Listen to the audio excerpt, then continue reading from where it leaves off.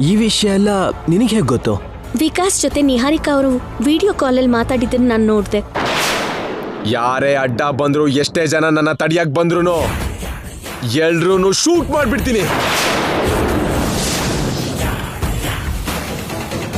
ಅವನಿನ್ನ ನೀನ್ ಮದುವೆ ಆಗೋದಕ್ಕೋಸ್ಕರ ಎಲ್ರನ್ನು ಶೂಟ್ ಮಾಡ್ತೀಯಾ?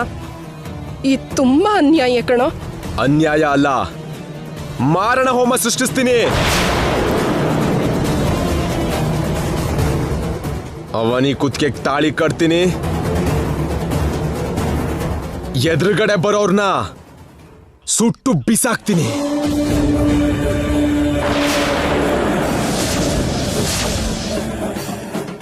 ಮೈ ಗಾಡ್.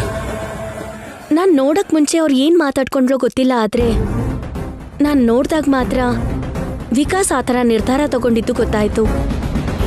ಸ್ಮೂತಾಗಿ ಎಂಗೇಜ್ಮೆಂಟ್ ಆಗಬೇಕು ಅಂತ ಪ್ಲಾನ್ ಮಾಡ್ಕೊಂಡಿದ್ದೋನು ಅಷ್ಟು ವೈಲೆಂಟ್ ಡಿಸಿಷನ್ ತಗೋಬೇಕು ಅಂದ್ರೆ ಏನೋ ನಡೆದೇ ಇರತ್ತೆ.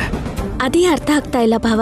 ಅವನು ನನ್ನ ಕುಟುಂಬದ ಮೇಲೆ, ನನ್ನ ಹೆಂಡತಿ ತಂಟೆಗೆ ಆ ರೇಂಜಲ್ಲಿ ಬರ್ತಿರ್ಬೇಕಾದ್ರೆ ಅವನನ್ನು ಬಿಡಬಾರ್ದು. ಅವನ ಮೇಲೆ ಇಮಿಡಿಯೇಟ್ ಆಕ್ಷನ್ ತಗೋಬೇಕು. ಅದಕ್ಕೆ ಮೊದಲು ಅವನು ಇಲ್ಲಿಗೆ ಬರಬಾರ್ದು ಅನ್ನೋ ಹಾಗೆ ಫ್ರೆಂಡ್ ಅವ್ರ ಅಣ್ಣ ನಂಗೆ ಗೊತ್ತಿರೋ ಸ್ಟೇಷನಲ್ಲಿ SI ಆಗಿದ್ದಾರೆ, ಅದಕ್ಕೆ ಅರೆಸ್ಟ್ ಮಾಡಿ ಅಂದೆ. ಕೈಯಲ್ಲಿ ಗನ್ ಇಟ್ಕೊಂಡು ಓಡಾಡ್ತಿರೋ ರೀಸನ್ಗೆ ಅವನನ್ನ ನಮ್ಮ ಮನೆ ಮುಂದೆ ಅರೆಸ್ಟ್ ಮಾಡಿದ್ರು. ಇದಕ್ಕೆ ಮುಂಚೆ ಅವನು ನಮಗೆ ಮಾತ್ರನೇ ಅಪಾಯ ಅನ್ಕೊಂಡಿದ್ದೆ. ಈಗ ನಮ್ಮ ಕುಟುಂಬಕ್ಕೂ ಅವನು ಅಪಾಯ ಆಗಿದ್ದಾನೆ. ಅವನ ವಿಷಯದಲ್ಲಿ ಹುಷಾರಾಗಿ ಯೋಚನೆ ಮಾಡಿ ಏನಾದರೂ ನಿರ್ಧಾರ ತಗೋಬೇಕು ಬಾಬಾ. ಇಷ್ಟೆಲ್ಲ ಆದರೂ ಕನಿಷ್ಠ ನನ್ನ ಹತ್ರ ಹೇಳ್ದೇನೆ ಹೇಗೆ ಧೈರ್ಯವಾಗಿದ್ದೆ? ನನ್ನ ಹತ್ರ ಹೇಳಿದ್ರೆ ನಾನು ಏನೋ ಒಂದು ಮಾಡ್ತಿದ್ದೆ ಅಲ್ವಾ? ಆ ಫಂಕ್ಷನಲ್ಲಿ ನಿನ್ನ ಪೇಯ್ನ, ಅಷ್ಟು ದೊಡ್ಡ ಅಪಾಯನ ತುಂಬ ಚೆನ್ನಾಗಿ ಬ್ಯಾಲೆನ್ಸ್ ಮಾಡಿದೆ ಅವನಿ. ನಿಜವಾಗ್ಲೂ ನಿನ್ನ ಧೈರ್ಯಕ್ಕೆ ಹ್ಯಾಟ್ಸ್ ಆಫ್ ಅವನಿ. ಅಪ್ಪ ಅಮ್ಮ ಇಲ್ದೇನೆ ಬೆಳ್ತಿದ್ದೀನಲ್ವಾ, ಕಷ್ಟನ ಸಹಿಸ್ಕೊಳ್ಳೋದು, ಸಾಧ್ಯ ಆದರೆ ಎದುರಿಸೋದು ಅಭ್ಯಾಸ ಆಗ್ಬಿಟ್ಟಿದೆ. ವಿಕಾಸ್ ಚಾಪ್ಟರ್ ಸ್ಟೇಷನ್ಗೆ ಹೋಗೋದ್ರಲ್ಲಿ ಮುಗ್ದಿಲ್ಲ. ಅವನ್ ಜೈಲಿಗೆ ಹೋಗದೆ ಇರೋ ಹಾಗೆ ನಿಹಾರಿಕಾ ಇಷ್ಟೊತ್ತಿಗೆ ಏನಾದ್ರೂ ಒಂದು ಪ್ಲಾನ್ ಮಾಡಿರ್ತಾಳೆ. ನಮ್ಮ ಮದುವೆ ವಿಷಯ ಗೊತ್ತಾಗಬೇಕು, ವಿಕಾಸ್ ಅನ್ನೋನು ಕೆಟ್ಟವನು ಅನ್ನೋದು ಗೊತ್ತಾಗಬೇಕು. ನಿಹಾರಿಕಾಗೆ ಜಾತಕ ಬಿಟ್ರೆ ಇನ್ನೇನೂ ಒಳ್ಳೆ ಗುಣ ಇಲ್ಲ ಅಂತ ನಿರೂಪಿಸ್ಬೇಕು. ನಮ್ಮ ಮುಂದೆ ಇಷ್ಟೆಲ್ಲ ಇದೆ. ಈ ವಿಷಯ ಎಲ್ಲ ಅತ್ತೆ ಮಾವಂಗೆ, ನಮ್ಮ ಕುಟುಂಬಕ್ಕೆ ಗೊತ್ತಾಗೋವರೆಗೂ ನಮ್ಗೆ ಈ ಯುದ್ಧ ತಪ್ಪಲ್ಲ. ವಿಕಾಸ್ ಜೊತೆ ನೀನು ಹುಷಾರಾಗಿರು ಬಾಬಾ. ಅವನು ನನ್ನ ಪಡ್ಕೋಬೇಕು ಅನ್ಕೊಂತಿರೋದಕ್ಕೆ ನನ್ನ ತಂಟೆಗೆ ಬರ್ದೇ ಇರ್ಬೋದು, ನಿಂಗೇನಾದ್ರೂ ಮಾಡ್ಬೋದು. ನೀ ನನ್ನ ಪ್ರಾಣಕ್ಕಿಂತ ಹೆಚ್ಚಾಗಿ ಪ್ರೀತಿಸ್ತಿದ್ಯಾ, ಆ ಪ್ರೀತಿನೇ ನನ್ನನ್ನು ಕಾಪಾಡುತ್ತೆ.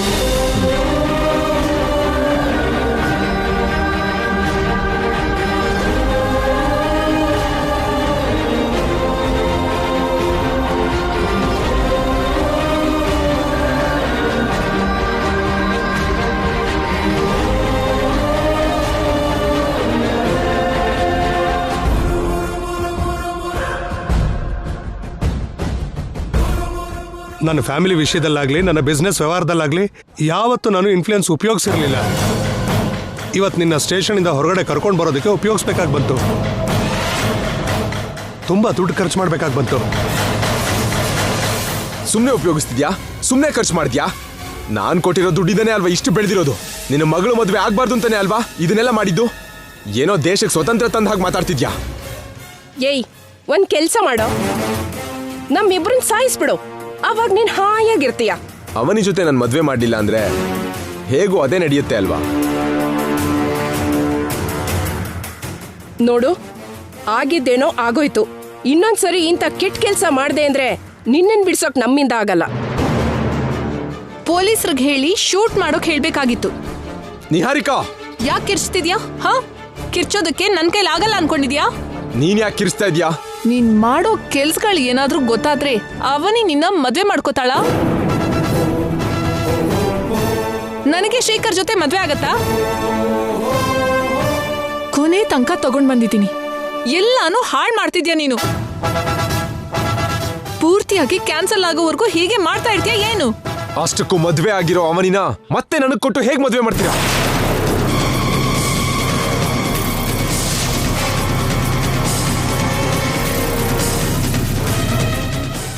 ಆ ವಿಷಯನ ನೀವು ನನ್ನ ಹತ್ರ ಯಾಕೆ ಹೇಳಲಿಲ್ಲ?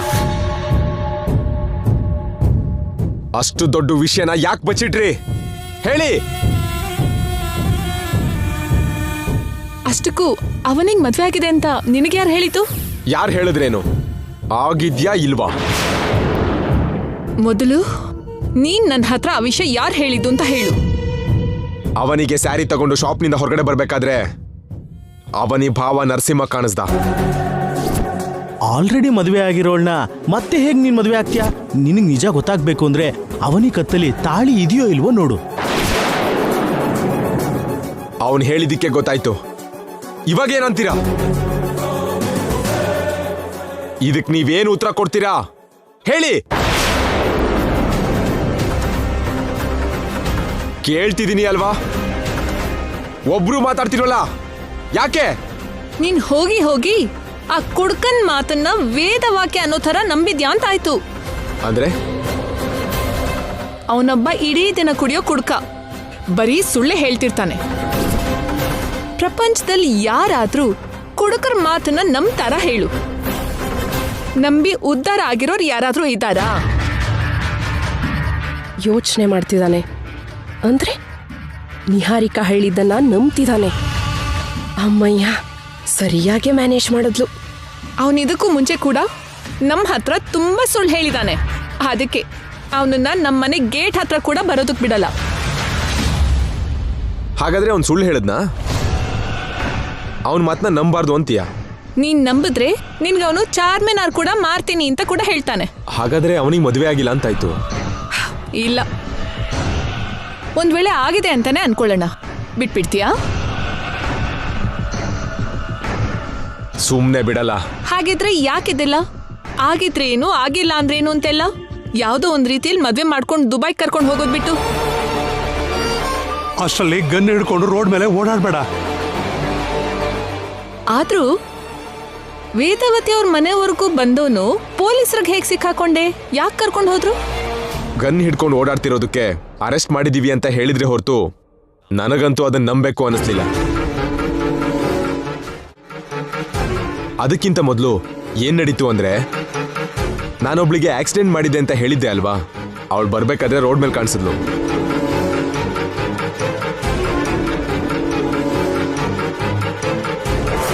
ಅವಳಿಂದ ತಪ್ಪಿಸ್ಕೋಬೇಕಾದ್ರೆ ವೇದವತಿ ಅವ್ರ ಮನೆ ಒಳಗಡೆ ಬಂದೆ.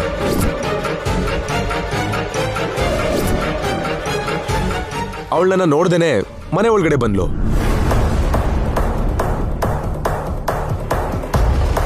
ನಿಮ್ ಜೊತೆ ಮಾತಾಡಿದ್ಲು. ನಾನ್ ನಿಮ್ ಮನೇಲಿ ನಡೆಯೋ ನಿಮ್ ಮದ್ವೆ ಕಾರ್ಯಕ್ರಮಕ್ಕೆ ಬರ್ಲಿಲ್ಲ. ಒಬ್ಬ ಪೊರ್ಕಿ ಈ ಮನೆಯೊಳಗೆ ಬಂದ, ಅವನನ್ನ ಹಿಡಿಯೋಣ ಅಂತ ಬಂದೆ. ಅಂದ್ರೆ ನೀನು ಆಕ್ಸಿಡೆಂಟ್ ಮಾಡಿದ್ದು ಸುಜಾತಾಗ? ಅವಳ ಹೆಸರು ನನಗೇನು ಗೊತ್ತು? ನಿನಗೆ ಗೊತ್ತಾ ಅವಳು? ಅವಳು ಯಾರೋ ಅಲ್ವೋ ತಂದೆ, ಅವನಿ ಅಕ್ಕ.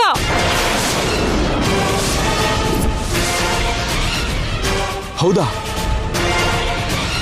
ಇಷ್ಟು ದಿನ ದಾರಿಲಿ ಹೋಗೋ ಯಾರಿಗೋ ಆಕ್ಸಿಡೆಂಟ್ ಮಾಡಿದ್ಯಾ ಅನ್ಕೊಂಡಿದ್ವಿ. ಹೋಗಿ ಹೋಗಿ ಅವಳಿಗೆ ಆಕ್ಸಿಡೆಂಟ್ ಮಾಡಿದ್ಯಾ? ಅವನಿ ಮದ್ವೆ ಮಾಡ್ಕೊಳ್ಳೋದ್ ನೀನೇ ಅಂತ ಮದ್ವೆಗ್ ಮುಂಚೆ ಆ ಸುಜಾತ ಗೊತ್ತಾಯ್ತು ಅಂದ್ರೆ ಮಾತ್ರ ಮದ್ವೆ ನಡೆಯೋಕ್ ಬಿಡಲ್ಲ. ಮೊದ್ಲೇ ಅವಳು ಲೇಡಿ ರೆಬಲ್ ಸ್ಟಾರ್. ಅಂದ್ರೆ ವಿಕಾಸ್ ಮದ್ವೆ ವಿಷಯ ಅಷ್ಟೇನಾ? ಹಲೋ, ನೀವ್ಯಾರು ಟೆನ್ಷನ್ ಮಾಡ್ಕೋಬೇಡಿ. ನೀವು ಅವನಿ ಜೊತೆ ನನ್ನ ಮದುವೆ ಸೆಟ್ ಮಾಡಿ ಆ ಮದುವೆಗೆ ಸುಜಾತ ಬರ್ದೇ ಇರೋ ಹಾಗೆ ನಾನು ನೋಡ್ಕೋತೀನಿ. ಅಗತ್ಯ ಬಂದ್ರೆ ಆ ಸುಜಾತನ ಸಾಯಿಸ್ಬಿಡ್ತೀನಿ.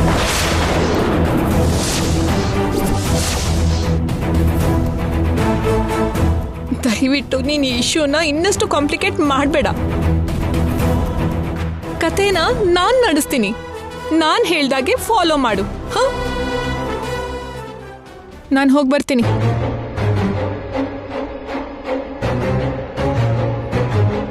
ಅಯ್ಯಪ್ಪ, ನನ್ನ ಅವನಿಗೆ ಮದುವೆ ಆಗಿಲ್ಲ. I am happy.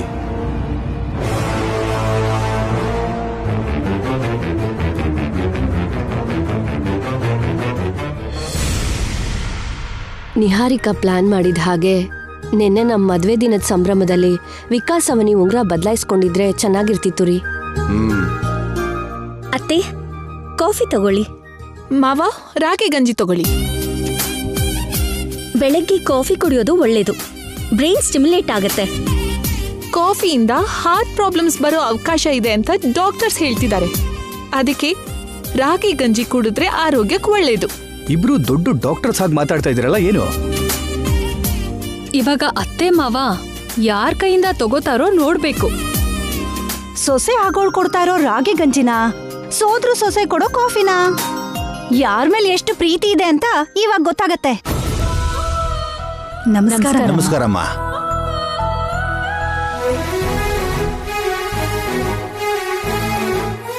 ನಮಸ್ಕಾರ. ನಮಸ್ಕಾರ. ಬನ್ನಿ ಬನ್ನಿ ಬನ್ನಿ, ಕೂತ್ಕೊಳ್ಳಿ.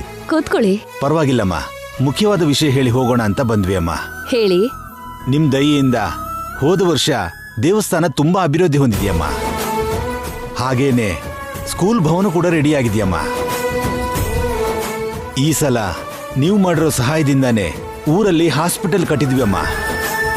ಆ ಹಾಸ್ಪಿಟಲ್ಗೆ ವೇದವತಿ ವೈದ್ಯ ಶಾಲೆ ಅಂತ ಹೆಸರಿಟ್ಟಿದೀವಮ್ಮ. ನನ್ನ ಹೆಸರು ಯಾಕಿಟ್ರಿ? ಯಾವ್ದಾದ್ರೂ ಅಮ್ಮನವ್ರ ಹೆಸರಿಟ್ಟಿದ್ರೆ ಚೆನ್ನಾಗಿರ್ತಿತ್ತು. ನಮಗೆ ಪ್ರತ್ಯಕ್ಷವಾಗಿ ಕಾಣಿಸೋ ಅಮ್ಮನವರಾದ್ರೂ ಅಮ್ಮ ಆದ್ರೂ ನೀವೇನಮ್ಮ, ಅದಕ್ಕೆ ನಿಮ್ ಹೆಸರು ಇಟ್ಟಿದ್ದೀವಿ.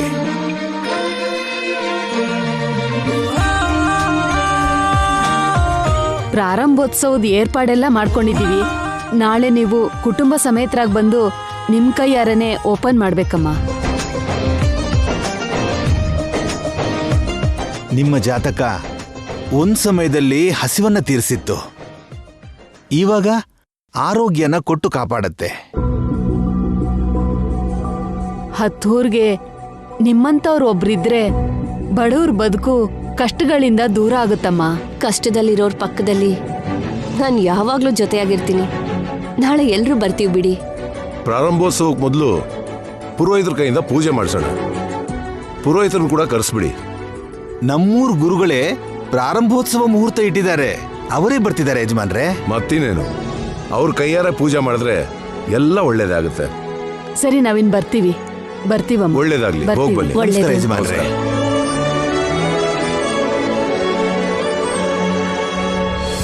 ವೇದ, ನನ್ಗೊಂದು ಯೋಚನೆ.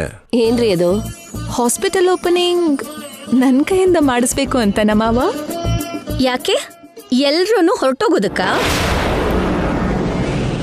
ಅವನಿ, ಸುಮ್ಮನೆ ಹೇಳ್ದೆ ಅಷ್ಟೇ, ಯಾಕೆ ಕೋಪ ಮಾಡ್ಕೊಂತಿದ್ಯಾ? ವೇದ, ನಿನ್ನೆ ಅವನಿ ವಿಕಾಸ್ ನಿಶ್ಚಿತಾರ್ಥ ಮಿಸ್ ಆಯ್ತಲ್ವಾ? ಹೌದು ರೀ. ನಮ್ಮ ಕುಲಗುರು ಸಮಕ್ಷಮದಲ್ಲಿ ಅವ್ರ ಮದ್ವೆ ಮುಹೂರ್ತ ಇಡಿಸ್ಬಿಟ್ರೆ?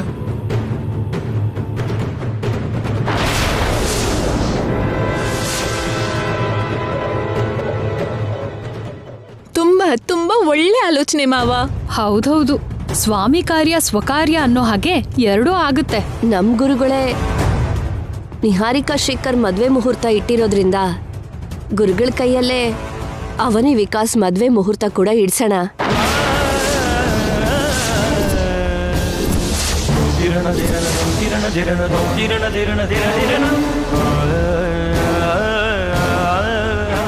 ನಿಹಾರಿಕಾ ಶ್ರೀಕರ್ ಮದ್ವೆ 6ನೇ ತಾರೀಕು ಆಗಿರೋದ್ರಿಂದ ಅವನಿ ವಿಕಾಸ್ ಹೆಸರು ಬಲದ್ಮೇಲೆ ಅದೇ ದಿನ ಮುಹೂರ್ತ ಸಿಗುತ್ತೇನೋ ಅಂತ ನೋಡೋಣ. ಹಾಗೇನಾದ್ರೂ ಸಿಕ್ತು ಅಂದ್ರೆ 2 ಜೋಡಿ ಮದ್ವೆನೂ ಒಂದೇ ಮಂಟಪದಲ್ಲಿ ಮಾಡೋಣ.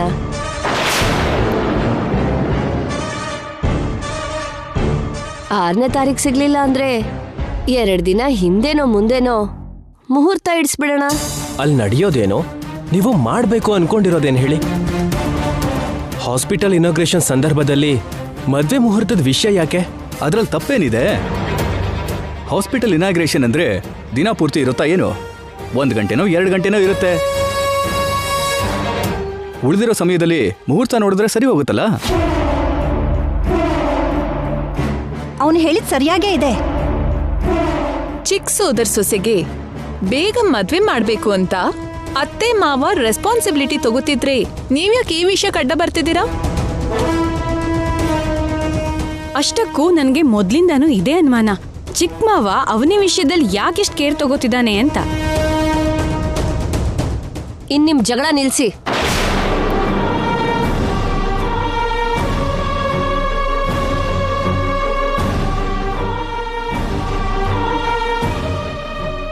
ನಾಳೆ ನಾವು ಊರಿಗೆ ಹೋಗ್ತಾ ಇದ್ದೀವಿ. ಹಾಸ್ಪಿಟಲ್ ಪ್ರಾರಂಭೋತ್ಸವದ ಕಾರ್ಯಕ್ರಮ ಆದ್ಮೇಲೆ ನಾನು ಅವನಿ ವಿಕಾಸ್ ಮದ್ವೆಗೆ ಗುರುಗಳ ಹತ್ರ ಮದ್ವೆ ಮುಹೂರ್ತ ಇಡಿಸ್ಬೇಕು ಅಂತ ಇದ್ದೀನಿ. ಇನ್ನು ನನ್ನ ಮಾತಿಗೆ ಯಾರು ಎದುರುತ್ರ ಕೊಡಬೇಡಿ. ನಾಳೆ ಹೋಗೋದಕ್ಕೆ ಎಲ್ರೂ ಸಿದ್ಧವಾಗಿರಿ.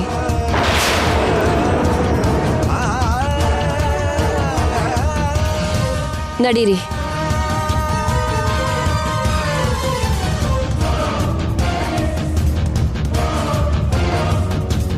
ನಮ್ಮ ಮದ್ವೆಗಿಂತ ಮುಂಚೆನೆ ನಿನ್ ಮದ್ವೆ ಆಗೋ ತರ ಇದೆಯಲ್ಲ ಅವನಿ.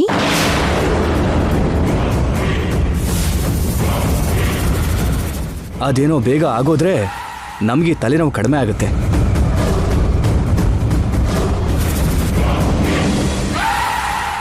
ನಮ್ದು ಕೂಡ same feeling.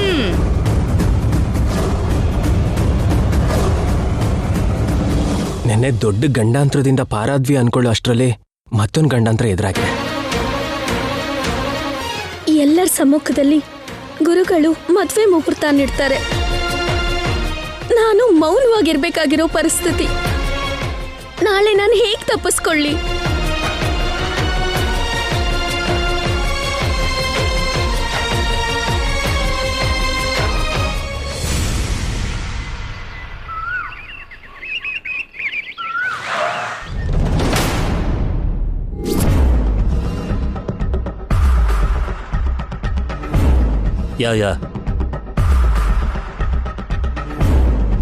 Yeah sure. Yeah plan A work out ಆಗಲಿಲ್ಲ ಅಂತ ಬಿಡೋದಿಲ್ಲ ಅಲ್ವಾ? ಪ್ಲ್ಯಾನ್ ಬಿ ವರ್ಕೌಟ್ ಮಾಡ್ತೀನಿ. ಲ್ಯಾಂಡ್ಸ್ ಹತ್ರನೇ ಬಂದಿದ್ದೀನಿ. I will update you in the evening.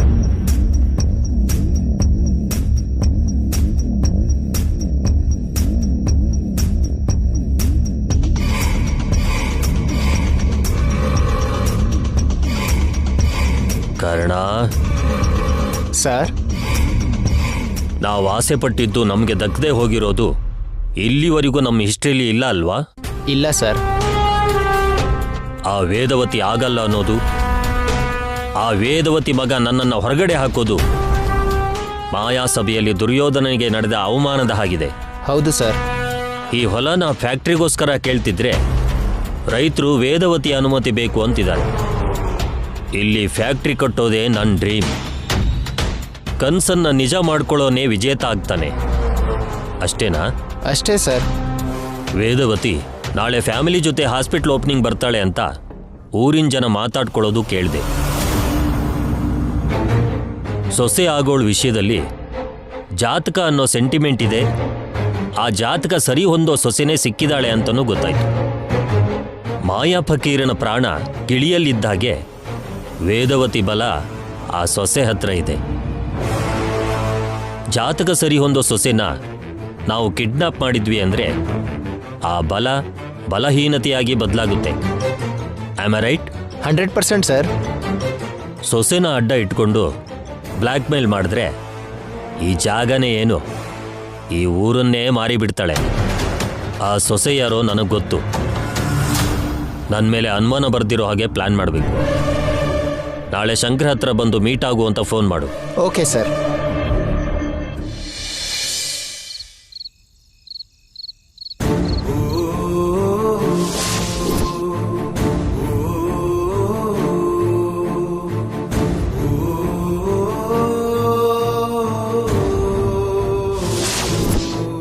ನನ್ನ ಮಾಂಗಲ್ಯಕ್ಕೆ ಹೆಜ್ಜೆ ಹೆಜ್ಜೆಗೂ ಕಷ್ಟ ಎದುರಾಗ್ತಾ ಇದೆ. ಹೇಗೋ ತಪ್ಪಿಸ್ಕೊಳ್ತಾ ಇದನ್ನ ಕಾಪಾಡ್ಕೊಳ್ತಾ ಬರ್ತಾ ಇದ್ದೀನಿ. ಅದಕ್ಕೆ ಕಾರಣ ನಿನ್ನ ಆಶೀರ್ವಾದ, ನಿನ್ನ ಅನುಗ್ರಹ. ನಾಳೆ ಹಳ್ಳಿಗೆ ಹೋಗ್ತಾ ಇದ್ದೀನಿ. ಅಲ್ಲಿ ವಿಕಾಸ್ ಜೊತೆ ಮದ್ವೆ ಮಾಡಿಸೋದಕ್ಕೆ ಮುಹೂರ್ತ ಇಡೋದಕ್ಕೆ ರೆಡಿಯಾಗಿದ್ದಾರೆ. ಹಾಗೆ ನಡೀತು ಅಂದ್ರೆ ನಾನು ತುಂಬಾ ತೊಂದರೆಗೆ ಸಿಕ್ಕಾಕೊಂತೀನಿ. ನಿಹಾರಿಕಾ ನನ್ನ ಗಂಡನ್ ಪಡ್ಕೊಂತಾಳೆ. ನನ್ನ ಒಂಟಿಯಾಗಿ ಮಾಡ್ಬಿಡ್ತಾಳೆ. ಆ ದಿನಕ್ಕೋಸ್ಕರನೇ ನಿಹಾರಿಕಾ ಕಾಯ್ತಾ ಇದ್ದಾಳೆ. ಇನ್ನೊಂದು ಹೆಣ್ಣಿನ ಮಾಂಗಲ್ಯನ ಬಲವಂತವಾಗಿ ಕಿತ್ಕೋಬೇಕು ಅಂತ ನೋಡ್ತಾ ಇರೋ ನಿಹಾರಿಕಾ ಪ್ರಯತ್ನಗಳು ಫಲಿಸ್ದೇ ಇರೋ ಹಾಗೆ ನೋಡ್ಕೋತಾಯಿ.